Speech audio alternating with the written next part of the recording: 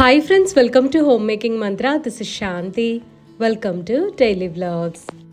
అమ్మ పెద్దమ్మ పొటాటో ఫ్రైని చాలా బాగా చేస్తారు. అది వాళ్ళ షేర్ చేస్తాను. పొటాటోస్ని బాయిల్ చేసుకొని ఉంచుకున్నాను. తాలింపులో ఆవాలు, మినపప్పు, జీలకర్ర అవన్నీ ఫ్రై చేసి ఉల్లిపాయలు, పచ్చిమిరపకాయలు వేసుకున్న తర్వాత కొన్ని కొత్తిమీర కాడలు వేసుకొని ఫ్రై చేసుకోవాలి. ఈ స్టెప్ని అయితే స్కిప్ చేయొద్దు, చాలా బాగుంటుంది టేస్ట్. ఇవన్నీ ఫ్రై అయిన తర్వాత అల్లం వెల్లుల్లి పేస్ట్ కూడా వేసుకొని ఫ్రై చేసుకొని అప్పుడు బాయిల్డ్ పొటాటోస్ని క్యూబ్స్ లాగా కట్ చేసుకొని యాడ్ చేసుకోవాలి. పొటాటోస్ దీనికి మెత్తగా ఉంటేనే బాగుంటుంది, గట్టిగా ఉన్నాయనుకోండి అంత తినబుద్ధి కాదనమాట. పొటాటోస్ని కూడా అట్లీస్ట్ ఒక 2 to 3 minutes వరకు మీడియంలో ఫ్రై చేసుకోవాలి. అవి ఫ్రై అవ్వకపోతే బాయిల్ చేసిన పొటాటోస్ టేస్టే వస్తుంది. ఇప్పుడు ఇందులో ఇంకొక సీక్రెట్ ఇంగ్రీడియంట్ పుదీనా. వేసామా లేదా అన్నట్టుగా కొంచెం వేస్తే చాలా బాగుంటుంది అనమాట. తప్పకుండా పుదీనా అండ్ కొత్తిమీర కాడలు వేసుకోండి. నా దగ్గర ఎటు చిన్న చెట్టు ఉంది కదా, అందుకని ఒక 2 ఆకులు కోసాను. ఇంతకుముందు ఆల్రెడీ కోసానండి. లాస్ట్ వీక్ టొమాటో రైస్ చేశాను, అప్పుడు వేసాను అనమాట. కొంచెం పుదీనా ఆకులు కూడా వేసుకొని బాగా ఫ్రై చేసుకోవాలి. ఐరన్ కడాయిలో చేస్తున్నాను కాబట్టి ఆబ్వియస్లీ నాన్ స్టిక్ లాగే ఉంటుంది. కొంచెం ఆయిల్ అయితే ఎక్కువ పడుతుందండి. ఈ కూరకి ఆయిల్ ఉంటేనే టేస్ట్ ఉంటుంది, లేదంటే మరీ డ్రైగా అనిపిస్తుంది. ఉప్పు ముందే యాడ్ చేశాను. లాస్ట్లో పసుపు, కారము ఇవన్నీ యాడ్ చేసి ఇంకొక నిమిషం ఫ్రై చేసిన తర్వాత కొత్తిమీర యాడ్ చేసి కలిపేయటమే అండి. కూర చాలా టేస్టీగా ఉంటుంది. సిద్ధు కూడా బాగా నచ్చింది. తప్పకుండా ట్రై చేయండి. లంచ్ బాక్స్ అని చెప్పి అన్నము అలా కలిపేస్తున్నాను అనమాట. నాకు కూడా ఈజీగా ఉంటుంది కదా.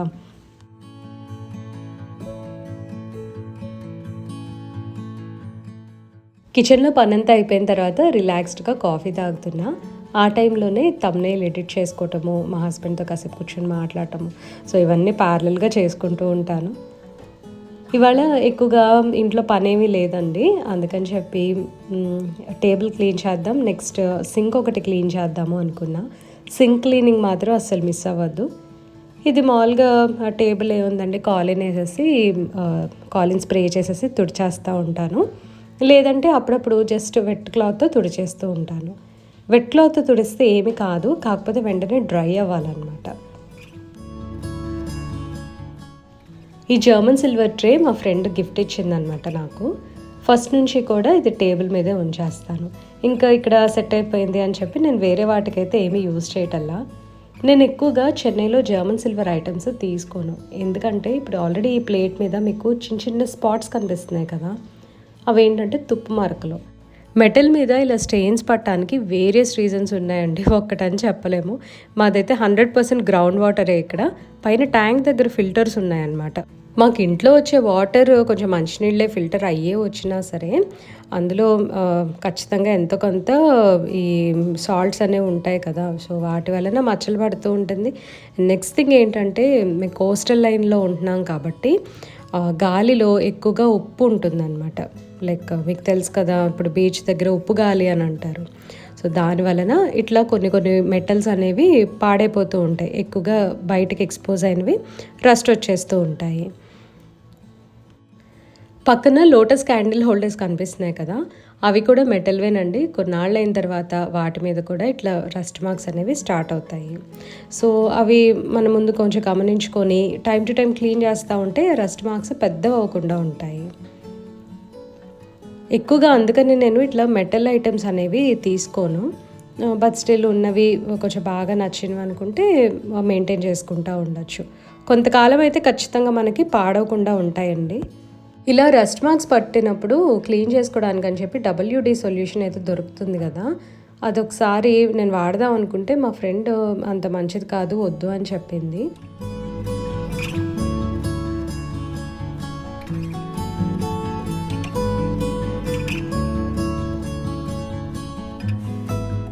ఇప్పుడు నేను చూపించబోయే టిప్ స్టీల్ సింక్కి చాలా యూజ్ అవుతుంది.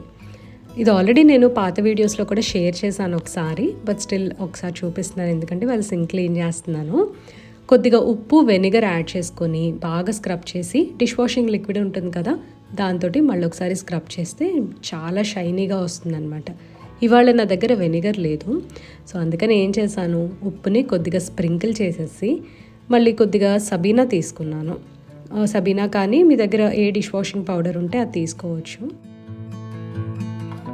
అలా లైట్గా తడి చేసుకొని బాగా స్క్రబ్ చేయాలి. అలా చేస్తేనే షైన్ వస్తుందండి.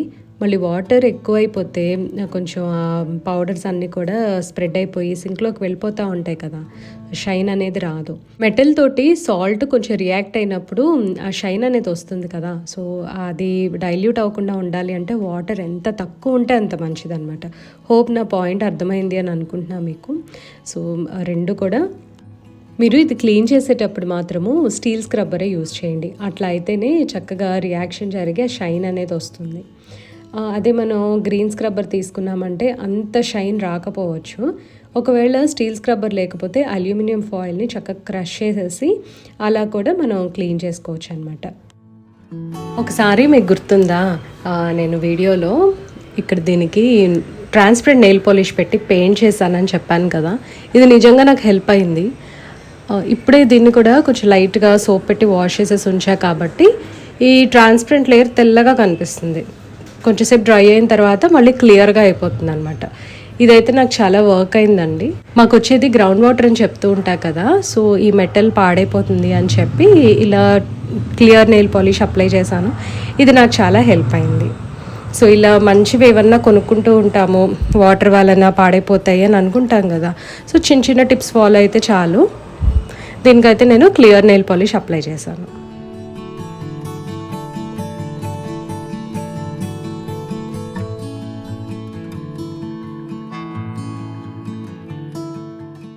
మాకు వర్షాలు స్టార్ట్ అయిపోయాయండి. యాక్చువల్లీ ఇది సీజనే అనమాట. కానీ రెడ్ అలర్ట్ ఉంది అని అంటున్నారు. I don't know. క్లైమేట్ చాలా బాగుంది అని చెప్పి నేను ఒక షార్ట్ పోస్ట్ చేశాను. తర్వాత ఇన్స్టాగ్రామ్ రీల్ కూడా పోస్ట్ చేశాను. రెండిట్లో 2 డిఫరెంట్ సాంగ్స్ పెట్టాను. సో ఒకవేళ మీరు రెండు చూసినట్లయితే సేమ్ షార్ట్కి ఏ సాంగ్ సూట్ అయిందో తప్పకుండా నాకు కామెంట్ సెక్షన్లో చెప్పండి. కెటిల్లో హాట్ వాటర్ పెట్టాను. ఎందుకో ఇప్పుడు చూపిస్తాను మీకు. ఇవి జస్ట్ ట్యాప్ వాటర్ బాయిల్ చేసి ఉంచా అండి. సింక్ చూడండి చాలా నీట్గా వచ్చేసింది. ఇప్పుడు హాట్ వాటర్ పోస్తున్నాను. నైట్ టైం ఇలా చేసినట్లయితే కాక్రోచెస్ చాలా వరకు రావు అని అంటారు. సో మనం ఇదొక ట్రై చేయొచ్చు.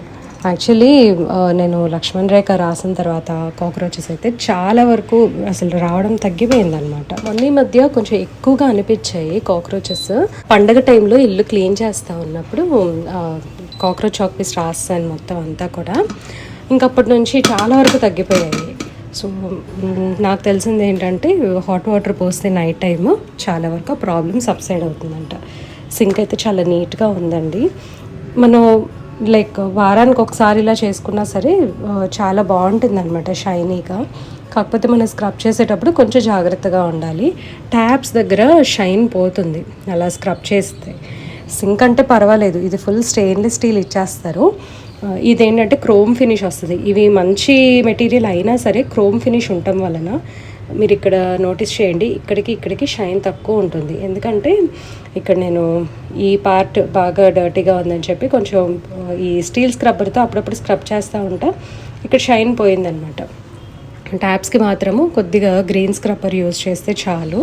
మరీ డర్టీగా ఉన్న ట్యాప్స్కి అయితే మనం స్టీల్ స్క్రబ్బర్ అది యూజ్ చేసుకోవచ్చు. ఇది మార్నింగ్ టైమే, లైట్స్ అన్నీ ఆఫ్ చేశాను కావాలని చెప్పి. మంచి క్లైమేట్ని ఎంజాయ్ చేద్దాము అని. బయట ఫాగీగా ఉంది, మాకు వర్షాలు పడుతున్నాయి యాక్చువల్లీ.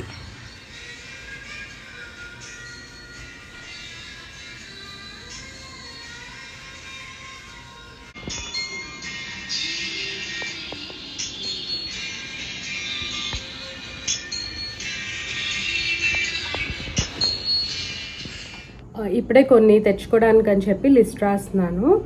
గ్రోసరీస్ అయిపోయినాయి. యాక్చువల్లీ నేను రెగ్యులర్గా ఫ్రూట్స్, వెజిటబుల్స్ అలాంటివి తెచ్చుకోవడానికి వెళ్తూ ఉంటాను అనమాట. మాకు ఇప్పుడు చెన్నైలో రెడ్ అలర్ట్ కూడా ఇచ్చారు. ఐ డోంట్ నో ఎంత వర్షాలు వస్తాయనేది తెలీదు. వెదర్ యాప్ మాత్రము నార్మల్గా చూపిస్తుంది అనమాట, లైక్ ఎక్కువ వర్షాలు లేవు అని చెప్తుంది. చూడాలి.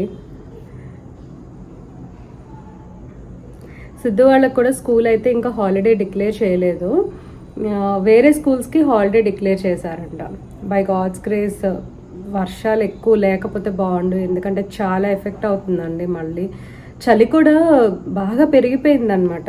యాక్చువల్లీ వెదర్ ఎంజాయ్ చేస్తున్నాం, వర్షాలు పడకపోతే బాగుంటుంది అని నిన్నే అనుకున్నాను. మళ్ళీ ఇవాళ నుంచి ఫుల్ వర్షాలు స్టార్ట్ అయిపోయినాయి.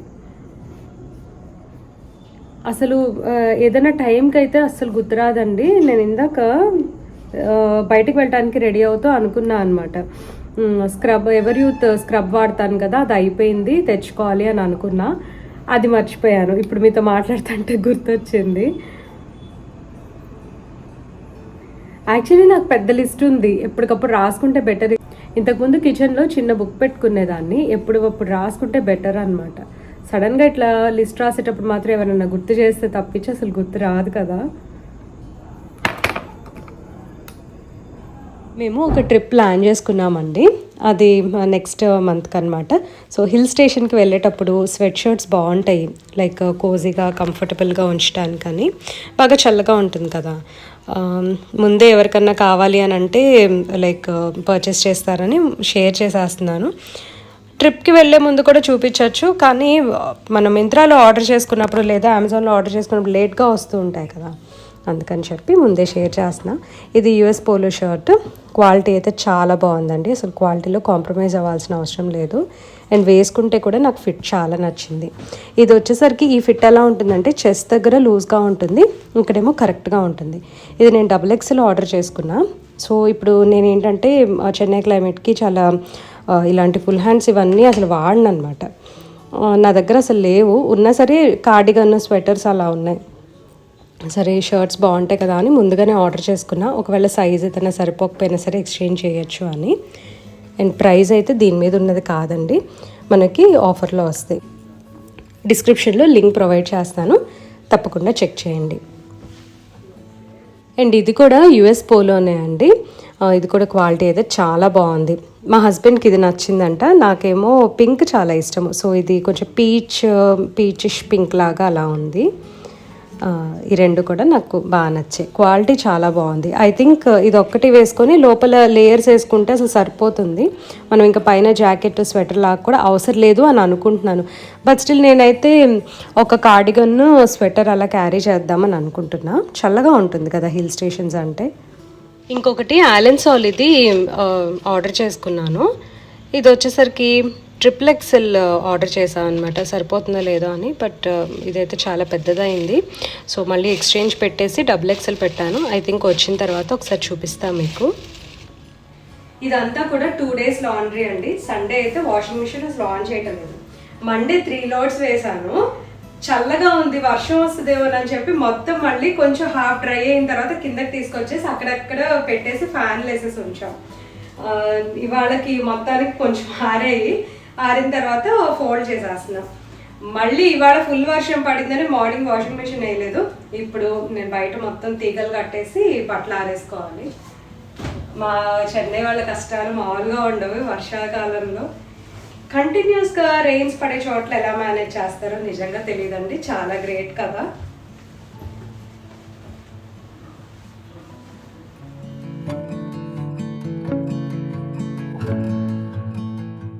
దీంతో వీడియో ఎండ్ చేస్తున్నా అండి. ఈ వీడియో మీకు నచ్చినట్లయితే తప్పకుండా లైక్ చేయండి, కమెంట్ చేయండి, ఛానల్కి సబ్స్క్రైబ్ చేసుకోండి. Thank you for watching. Thank you for your time.